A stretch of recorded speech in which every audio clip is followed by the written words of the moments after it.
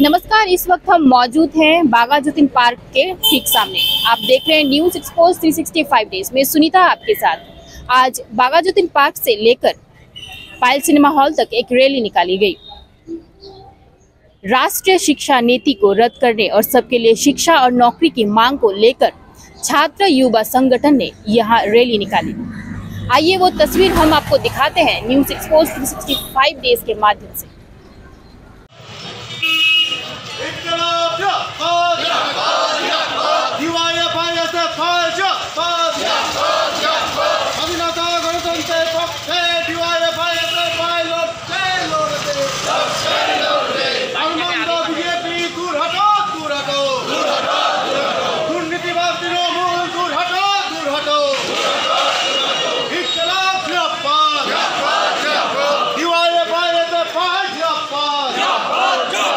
সবার জন্য শিক্ষা এবং সব বেকারের কাজ, এই দাবিতে গোটা রাজ্য জুড়ে গোটা দেশ জুড়ে এসএফআই ডিওয়াইএফআই রাস্তায় সারা বছর থাকে এবং এই সময় অষ্টাদশ লোকসভা নির্বাচন অনুষ্ঠিত হচ্ছে।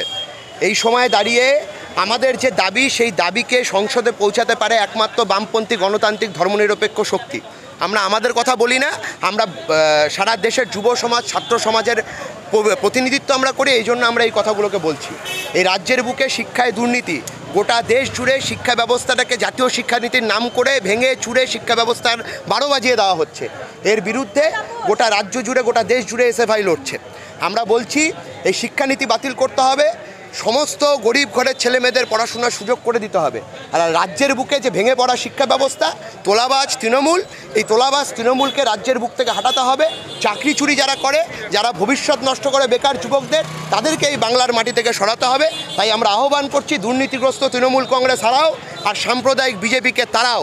এই দুই আহ্বান নিয়ে এবং এই জেলার বুকে বামপন্থী গণতান্ত্রিক ধর্মনিরপেক্ষ শক্তির প্রার্থী ডক্টর মনীষ তামাংকে জয়লাভ করার আহ্বান আমরা করছি। এবং ঠিক পাশেই জলপাইগুড়ি কেন্দ্রে ছাত্র যুব আন্দোলনের নেতা কমরেড দেবরাজ বর্মনকে আমরা জয়লাভ করাবার আহ্বান করছি আপনাদের মধ্যে দিয়ে। আর সেই আহ্বান জানিয়ে আমাদের আজকের এই মিছিল হচ্ছে। এই মিছিলে আমাদের সংগঠনের নেতৃত্বরা উপস্থিত আছেন। আমরা এই মিছিল এখান থেকে পায়েল সিনেমা হল পর্যন্ত করব।